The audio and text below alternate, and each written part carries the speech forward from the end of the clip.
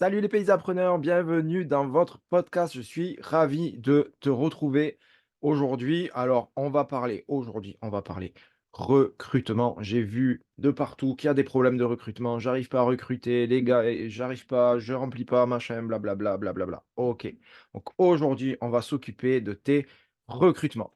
Donc, on va faire une liste très simple de 6 choses indispensables pour réussir un recrutement. Parce que l'idée, c'est pas de trouver un candidat, même si déjà je sais que c'est compliqué, mais en plus, il faut le conserver dans le temps, puisque plus tu résous ton problème de turnover, bah, moins tu as besoin de recruter pour remplacer des personnes qui étaient déjà en place. Et remplacer des personnes déjà en place, c'est franchement pénible à faire. Donc, ce qu'on va faire déjà, c'est s'occuper de recruter correctement et puis de conserver les personnes que l'on a en place le maximum de temps possible. Par contre, pas croire qu'elles arriveront à la retraite chez toi. C'est fini cette époque-là. Sauf si ils sont très très proches de la retraite. Mais c'est fini cette époque-là où on rentrait dans une entreprise à 20 ans et on en sortait à 60 ans pour la retraite. Maintenant, les gens bougent et il faut faire avec. Donc, on a une nécessité de recruter, d'avoir un vrai process de recrutement. Alors avant toute chose, ce que je te propose de faire, c'est de faire une liste des 6 choses qui sont indispensables pour réussir ton recrutement. La première chose, c'est établir clairement une fiche de poste. La deuxième chose, c'est de te poser la question si vraiment tu es obligé de recruter. La troisième chose, c'est de définir les compétences que tu recherches. La quatrième chose, c'est de marketer ton annonce. La cinquième chose, c'est d'intégrer la nouvelle recrue. Et la sixième chose, c'est de former cette recrue pour qu'elle puisse se développer et s'épanouir. OK? On y va, on détaille tous ensemble. Premier point, la fiche de poste. La question, c'est qu'est-ce que tu attends de cette personne? Qu'est-ce que tu veux qu'elle fasse dans ton entreprise? Quelle tâche tu veux qu'elle accomplisse au sein de ton entreprise? Et donc, tu vas détailler au maximum. Donc, si tu es adhérent à une association et tu as déjà des fiches de poste qui sont préétablies, ça va te donner une idée de ce que tu attends vraiment de cette personne-là. Puis ça va aussi te permettre de la positionner sur la grille des métiers et donc de savoir à peu près où évaluer son salaire. Même si on va parler de du salaire tout à l'heure, mais tu vas pouvoir évaluer son salaire et puis également, en mettant des tâches en face, tu vas savoir où c'est qu'elle se situe et quelles tâches tu peux lui confier pleinement. Et est-ce que tu as besoin vraiment d'un chef d'équipe alors qu'en fait, tu es en train de recruter un ouvrier? C'est vraiment la première question qu'il faut te poser, c'est ça. La deuxième question, c'est est-ce que tu es obligé de recruter? Est-ce que vraiment c'est une compétence où tu as besoin de quelqu'un à temps plein sur du long terme pour cette tâche? Est-ce que ça peut être comblé par un intérimaire? Est-ce que ça peut être comblé par un contrat court? Est-ce que ça peut être comblé par un sous-traitant? Là, c'est le premier point. Et puis, si c'est ta première recrue, si tu as peut-être tu travailles seul et tu as un apprenti, mettons, mais tu vas recruter vraiment quelqu'un, la question qui se pose, c'est est-ce que cette recrue-là, en fait, tu peux la financer? Est-ce que ça va être rentable pour toi de prendre cette personne là maintenant tout de suite? Est-ce que tu as déjà de l'argent de côté pour pouvoir amortir ses frais de formation et sa mise en route, on va dire? Ça veut dire que quand une personne rentre dans l'entreprise, elle n'est pas, à fond opérationnelle. Que tu le veuilles ou non, elle est pas à fond opérationnelle.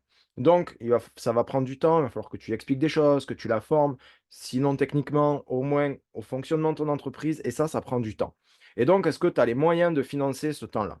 De la même manière, si tu embauches une personne, mais que derrière, tu dis: «Bah, c'est cool, ça va me dégager 1 heure, ça va me dégager un jour par semaine». Une personne dégage à peu près une journée par semaine, donc tu vas dire: «Bah, c'est bon, je prends une personne, ça va me dégager une journée par semaine». Est-ce que dans cette journée par semaine, est-ce que tu vas la mettre à profit pour que cette journée soit rentable et que tu gagnes de l'argent avec cette journée-là? En gros, est-ce que la journée que ça te dégage, ça te permet de faire plus de ventes? Si la journée que ça te dégage te permet pas de faire plus de ventes ou si tu as pas encore établi un vrai process de vente et que tu sais pas comment tu vas t'y prendre pour trouver des nouveaux clients, peut-être pas le moment d'embaucher. Faut vraiment faire attention à ça. Donc la 2e question, c'est est-ce que c'est le bon moment pour embaucher? Est-ce que vraiment tu as besoin d'embaucher? Et est-ce que tu as les finances pour te payer cette embauche? Après, il y a un choix aussi, c'est de tomber en face d'un talent et ça c'est arrivé plusieurs fois où je tombe en face d'un talent et franchement, je veux pas le laisser partir et je me dis: «Je vais tout mettre en œuvre pour conserver ce talent-là» et donc dans ce cas-là, ouais, j'ai pris des risques. Est-ce que tu as les moyens aujourd'hui de prendre ces risques si tu tombes en face d'un talent? C'est la question que tu dois te poser et d'être toujours prêt dans ta tête à faire ce recrutement. Troisième point, on va définir concrètement ce qu'on attend de la personne. Alors, tu as défini techniquement ce que tu attendais de la personne en termes de fiche de poste. Maintenant, qu'est-ce que tu attends de la personne en termes de qualité humaine? C'est le truc le plus important. Tu peux avoir quelqu'un qui est pas très bon, qui manque d'expérience, mais qui est de bonne volonté, très engagé, sympathique, donne envie de travailler avec, ça fait complètement la différence par rapport à quelqu'un de très compétent, qui est antipathique et qui pense tout savoir et qui veut pas te rendre de compte rendu, et cetera, et cetera. Donc là, effectivement, les qualités humaines sont le cœur d'une embauche réussie. Si tu as quelqu'un de très talentueux, mais que tu ne peux pas te piffrer, ça ne marchera pas. Et d'un autre côté, si tu as quelqu'un qui est moyennement talentueux, voire qui n'a aucune compétence, mais qui est super abordable, super gentil, qui veut bien faire et avec qui le contact passe parfaitement, ça va marcher. Maintenant, qualité humaine en priorité. On embauche au savoir-être avant d'embaucher au savoir-faire. Garde cette règle bien en tête. On embauche au savoir-être avant d'embaucher au savoir-faire. Donc, quelles sont les qualités humaines que tu attends de cette personne? C'est bien que tu les listes et pas dire ouais, je veux quelqu'un de sympathique. Non, ça marche pas. Il faut que tu lises vraiment qu'est-ce que tu attends de cette personne. Et puis, de la même manière, qu'est-ce que tu attends de cette personne en termes de connaissances? Qu'est-ce que tu attends? Est-ce que tu attends que cette personne ait des connaissances particulières en reconnaissance des végétaux, en gestion des maladies, en design, graphique, et cetera, et cetera. C'est vraiment super important et tu vas te rendre compte, en faisant cette liste-là, que peut-être, il y a moyen de trouver des personnes qui sont techniquement un peu justes, mais qui sont terriblement engagées et c'est des pépites. Donc vraiment, qu'est-ce que tu attends de la personne que tu envisages d'embaucher?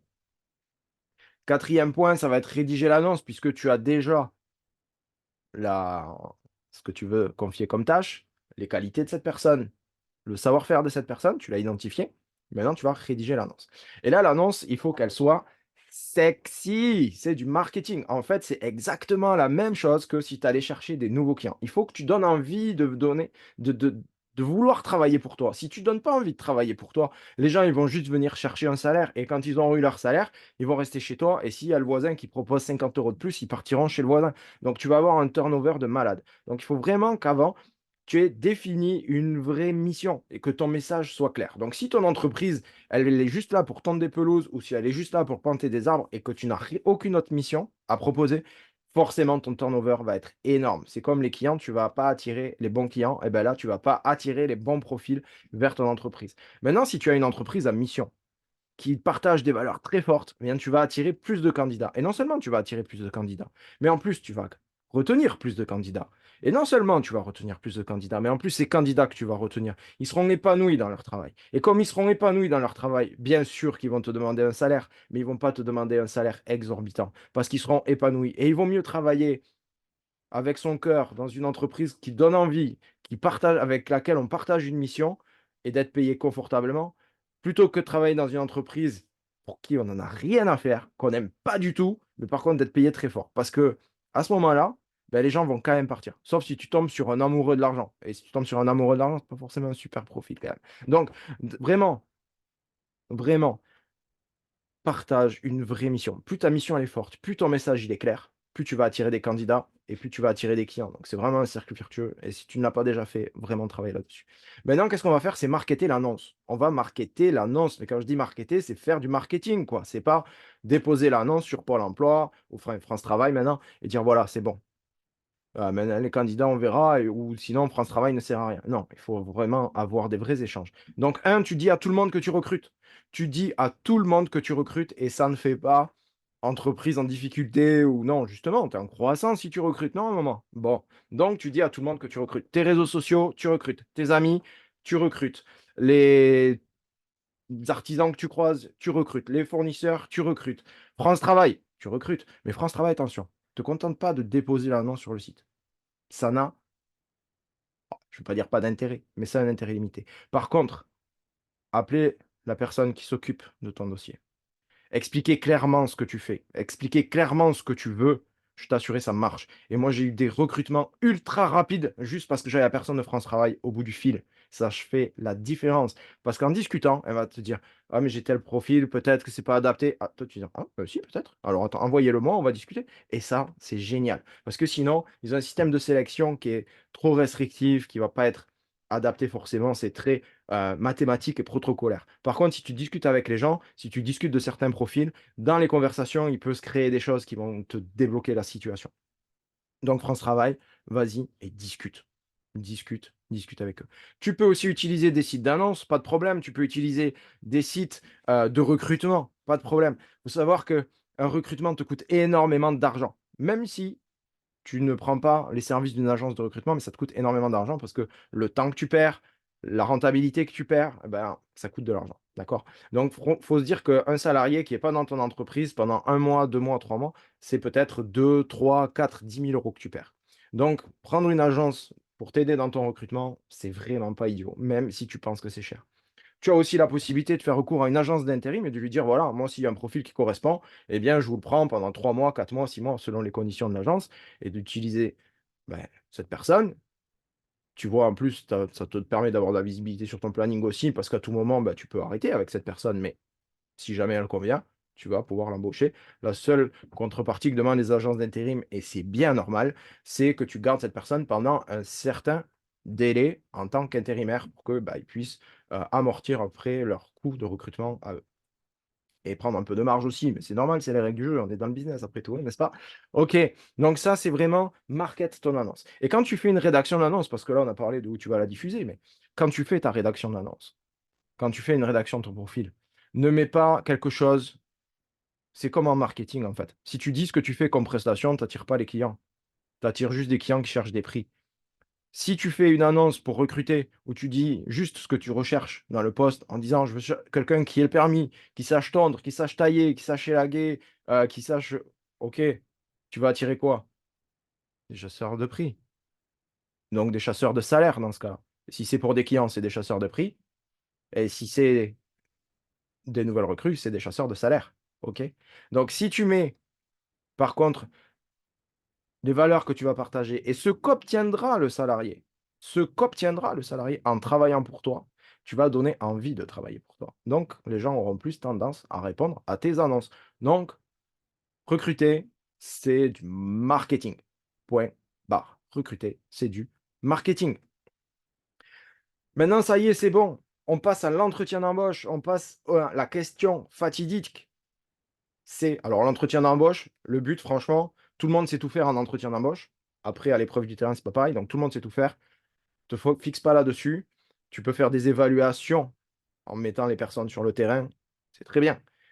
En entretien d'embauche, qu'il faut vraiment identifier, c'est le savoir-être. Est-ce que ça match? La question fatidique, c'est: «Est-ce que tu partirais en vacances avec lui ou avec elle?» Si la réponse est non, ça va pas marcher dans le business, OK? Donc, est-ce que tu partiras en vacances avec lui ou avec elle? Question primordiale lors de l'entretien d'embauche. Ensuite, arrive le moment dans l'entretien d'embauche où on parle salaire. Alors, souvent, ce que je vois, c'est que, bon, déjà, ça rentre dans la négociation, la partie du salaire, OK?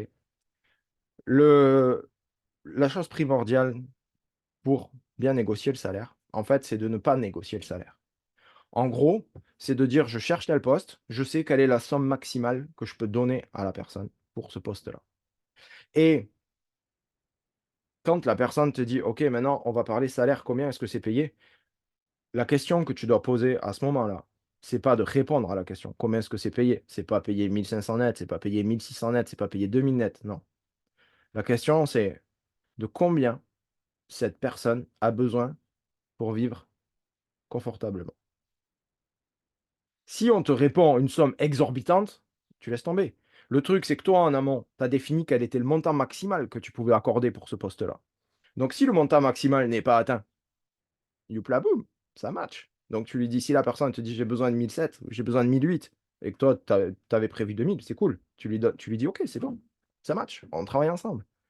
Pourquoi je dis ça? Parce que tu vas me dire: «C'est contre-intuitif. Un O1, il faut le payer tant, un O2, il faut le payer tant, un O3». OK, d'accord, pas de problème. Un O2, il faut le payer tant, un O3, il faut le payer tant. OK. Sauf que si la personne, dans sa vie de tous les jours, elle n'arrive pas à remplir son caddie à la fin du mois, si c'est dur pour elle à la fin du mois, est-ce que tu penses qu'au moment de travailler avec toi, elle aura l'esprit à travailler avec toi? Est-ce qu'elle sera 100 investie dans le travail? Probablement pas. Probablement que ses soucis de sa vie quotidienne vont venir impacter sa qualité, la qualité du travail qu'il va te fournir. Et donc dans ce cas-là, si la qualité du travail est impactée, ça va pas marcher. Tu vas dire: «Cette personne, mais je la paye, mais elle travaille pas bien, j'en ai marre, pourquoi il est pas là? Il est souvent en retard, il y a de l'absentisme et cetera. Il est malade ou elle est malade». Et puis quand il ou elle est là, il y a du problème de je le sens pas vraiment investi et là, ça va être très compliqué à management. Pourquoi? Tout simplement parce que cette personne, elle a un besoin vital de remplir son panier, OK? Donc, si on te donne un tarif qui est pas exorbitant, qui est dans ton budget, prends-le, ça match. Mais ne pense pas que tu vas faire une économie parce que tu vas lui verser 100 € de moins ou 50 € de moins. Si derrière la personne est beaucoup moins investie, c'est de l'argent que toi tu as investi si tu l'as financé et si tu l'as pas financé et que la personne n'est pas investie, c'est de l'argent que tu perds. Et puis après, ça coûte de l'argent de se débarrasser d'une personne, et cetera. Il y a une règle qu'on donne, lors des recrutements, c'est: soyez lent à embaucher mais rapide à licencier. Soyez lent à embaucher mais rapide à licencier. Ça veut dire que tu dois prendre le temps de préparer les embauches, mais par contre, si tu as un doute, tu vires. Mais si tu vires, mais derrière, il faut remplacer. Et le temps entre les 2 est souvent long et c'est souvent de la perte d'argent. Donc il vaut mieux que tu donnes 50 €, 100 € de plus à quelqu'un qui bosse bien, que de faire cette économie-là et que la personne travaille bien et travaille mal et soit pas bien investie dans son travail. OK? Donc ça y est, on a mis l'annonce, on a recruté, la personne est passée l'entretien d'embauche, ça se passe très bien. Le salaire, c'est bon, ça match. Les conditions de travail, c'est bon, ça match. Évidemment, le pays, et cetera, bon, ça, tu as l'habitude. Tu donnes des avantages que tu peux donner aussi, parce que peut-être que le salaire, c'est une chose, mais peut-être qu'il y a d'autres avantages dans ton entreprise. Est-ce qu'il y a un CE, par exemple? Est-ce que, tu fais, des chèques cadeaux? Est-ce que tu fais, des chèques vacances? Ce genre de choses. Ce sont des compléments. Est-ce que tu mets des primes particulières, et cetera? Donc tout ça, ça rentre aussi dans le cadre. Tu peux faire aussi un intéressement aux bénéfices, tu peux faire un intéressement, aux chiffres fournis ou aux marges fournies, et cetera. Il y a plein de choses que tu peux mettre en place pour aider les employés à être plus performants et donc tu peux en parler au moment de l'entretien d'embauche. Je t'encourage d'en parler et après le reste, bon, c'est pas de l'embauche, c'est du management, hein, d'accord. Donc ça y est, on en est là. Maintenant, qu'est-ce qu'on va faire? C'est qu'on va intégrer la personne et ce qu'il faut pas faire, c'est, du ciment dans le camion. Je sais pas si tu connais cette expression de Simon dans le camion, mais Simon dans le camion, c'est le gars, il arrive, tu le prends et tu dis: «Écoute, tu vas dans l'équipe là-bas, tu montes dans le camion et puis on va bien te montrer ce que tu as à faire». Ou quand tu es tout seul, tu dis: «Écoute, on est vraiment en retard, j'ai vachement de mal à recruter cette année, viens avec moi, on va au chantier et je te montre». Là, c'est du n'importe quoi.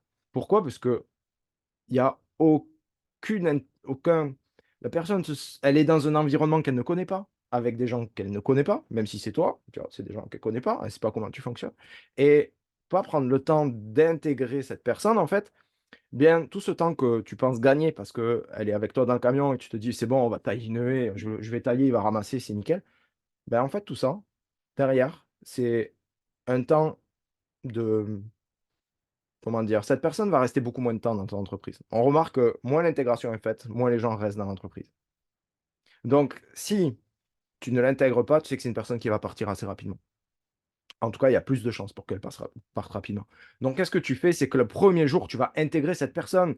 Tu vas faire un café d'accueil, tu vas lui présenter le matériel, les locaux, les équipes, et cetera, pour qu'elle se sente investie. Tu vas lui rappeler sa mission, pourquoi elle est recrutée, les comptes rendus qu'elle aura à faire, les réunions qui vont se passer, et cetera, pour qu'elle soit dans un environnement qu'elle comprend. À partir du moment où tu es dans un environnement que tu comprends, tu es plus à l'aise, tu es plus investi, c'est plus efficace et tu te sens considéré. Si tu es dans un environnement que tu comprends pas et qu'on te fait monter dans le train, que ça part à fond, tu es mal à l'aise. En vrai, tu es mal à l'aise et tu mets du temps à comprendre et on n'a qu'une fois la chance de faire une bonne première impression et là, tu passes un peu à côté. OK? Même complètement parfois. Donc, on intègre, on prend le temps d'intégrer. Tu vas pas perdre, je te promets que si tu même si tu passes une journée complète à intégrer la personne, tu vas pas perdre cette journée-là et moi, ça m'est arrivé au moment d'une intégration, d'avoir une personne qui savait tout faire en entretien d'embauche. Humainement, c'était pas trop mal. Le revenu, c'était bon et je lui avais expliqué 10 fois ce que j'attendais de lui et on part, au moment de l'intégration, on part visiter les chantiers qui seront à sa charge. Donc c'était au moment où il y avait j'avais beaucoup de contrats d'entretien et donc cette personne prend un poste de chef d'équipe, doit gérer les contrats d'entretien. Donc je lui dis: «Bah, écoute, il y a, 30 résidences que tu dois gérer, 30 résidences et particuliers que tu dois gérer. Donc ce qu'on va faire, c'est que je vais te faire le tour, je vais te montrer». Il y avait des fiches de process, il y avait des fiches de comment je rentre sur le chantier, comment je sors du chantier, ce que je dois faire, ce que je dois pas faire, et cetera. Donc tout était bien calé et on est parti. Et il s'est avéré qu'on devait faire les 30 chantiers dans la journée, voire tous les 30 et à 11 heures à peu près. Donc on avait vu peut-être une dizaine, on avait fait un tiers du tour et puis il me dit: «Non mais en fait ça je le sens pas». Et donc ça met fin au truc et il y a aucun problème, il y a aucun problème et je préfère quelqu'un qui me dit: «Je le sens pas» au moment de la journée d'intégration. Je suis pas à l'aise avec ça et j'avais pas compris que c'était tout ça. OK, ça peut arriver de se tromper. Que quelqu'un qui prend le job, si j'y avais dit: «Vas-y, on monte dans le camion et on va faire les chantiers ensemble, tu vas faire le chantier parce que c'est ton job», ben je peux t'assurer qu'il aurait peut-être fait 2 mois, 3 mois, 6 mois et au bout d'un moment, il a dit: «Non, mais je supporte pas» et entre les 2 moments où il prend le job et le moment où il dit: «J'arrête», il m'aurait pas fait du bon travail, clairement pas. Donc le temps d'intégration, c'est pas du temps perdu, c'est du temps gagné, énormément de temps gagné sur l'intégration. Et puis le sixième point, c'est que si tu veux recruter, eh bien, il ne faut pas avoir peur de former. Et même quand les gens sont chez toi, il faut les former, les former, les former. Si tu veux que ton entreprise elle se développe, tu as pas le choix, tu dois former les gars. Et si tu prends une entreprise qui grossit, c'est une entreprise qui forme ses gars. Si tu prends une entreprise qui stagne, c'est une entreprise qui forme pas ses gars et ses équipes. Clairement pas. Donc, la formation est la clé du développement de ton entreprise. Donc, si quelqu'un rentre, il n'a pas forcément toutes les compétences, mais par contre, humainement, c'est top. Il a envie de bien faire. Bah, tu le formes petit à petit. Il fait des tâches de premier niveau, puis des tâches de deuxième niveau, puis des tâches de chef d'équipe, etc., etc. Il monte. Ça, la formation, tu peux la donner. Les qualités humaines, tu peux pas les donner. Donc, n'aie pas peur de prendre des recrues presque qui ne s'y connaissent pas. C'est sur certains postes, c'est pas un problème. Et pour avoir fait l'expérience à de nombreuses reprises, toutes les personnes que j'ai formées, qu'elles soient restées chez moi ou pas, on a eu des résultats très, très corrects sur la qualité du travail, les relations humaines, la relation au client, les comptes rendus, etc., etc. Donc, prends le temps de former et dis-toi bien que si tu cherches quelqu'un déjà formé, qui a 15 ans d'expérience, tu cherches mal. Je t'explique. Quelqu'un est déjà formé. OK, c'est cool. Tu te dis: «C'est bon, il maîtrise». Ouais, OK. Il a 15 ans d'expérience dans l'entreprise machin, mais il se sentait pas bien, donc du coup, il vient chez moi. Parce que c'est une plus petite entreprise, échelle humaine. Parfait, très bien. Qu'est-ce que fait cette personne qui a 15 ans d'entreprise? Qu'est-ce que fait que cette personne qui est formée? Ben, elle fait ce qu'elle sait faire. Ça veut dire qu'elle va travailler comme elle travaillait dans l'autre entreprise. Ça veut dire qu'elle va faire les tâches comme elles étaient faites dans l'autre entreprise, mais pas comme elles sont faites chez toi. Et ça veut dire que quand tu vas lui dire: «Eh mais non, mais chez moi ça marche pas comme ça», elle va dire: «Oh attends, ça fait 15 ans que je fais pareil mon coco, hein, c'est pas toi qui vas m'expliquer le boulot». Là, tu es très mal. Tu viens de perdre le leadership de ta boîte à ce moment-là. Donc c'est pas forcément une super idée de recruter des personnes qui ont beaucoup d'expérience et qui savent faire et cetera. Déjà, tu les payes une blinde pour qu'en plus, ils viennent faire la loi dans ta boîte. Donc c'est pas génial. Alors par contre, tu peux tomber sur des gens qui ont ce profil-là et qui ont des qualités humaines extraordinaires et dans ce cas-là, ça match, pas de problème. Mais par contre, tu vas devoir les former. Tu vas devoir les former au fonctionnement de ton entreprise. Tu vas devoir les former aux standards de ton entreprise. Qu'est-ce que tu attends d'eux au niveau des standards de qualité? Entre, l'entreprise X, entreprise Y et entreprise Z, c'est pas les mêmes standards. Donc si la personne fait 15 ans qu'elle est chez l'entreprise X, qu'elle vient chez toi, il faut que tu la reformes aux standards. Il faut que tu la reformes aux pratiques que toi tu as mis au point depuis le départ de ton entreprise. Donc tu es obligé de former les personnes et ce n'est pas une option. Ce n'est pas une option.